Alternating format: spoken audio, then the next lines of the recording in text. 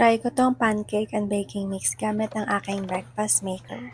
1 year na to sa akin and still good condition. Switch lang natin to pancake maker. Sabi dito, beat eggs until foamy. So let's crack 2 large eggs and whisk. Whoosh, whoosh, whoosh. Batiin lang hanggang sa maputulan ka ng kamay. Joke lang, wag ganun. Okay na to?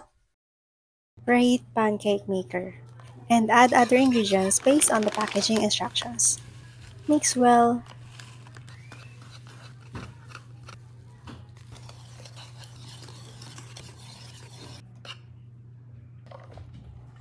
Brush with oil para madali lang tanggalin ang pancake later.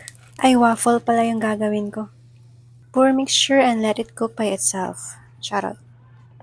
After 3 minutes, pwede na to pero gusto kong lutuin pa ng mas matagal. So after a total of 5 minutes, eto na siya.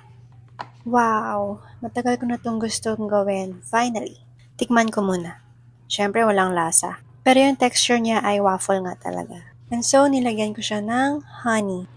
And ang sarap niya. I'm so happy. Next time ulit. Pero wag kalimutan mag-check out. I need money. Haha.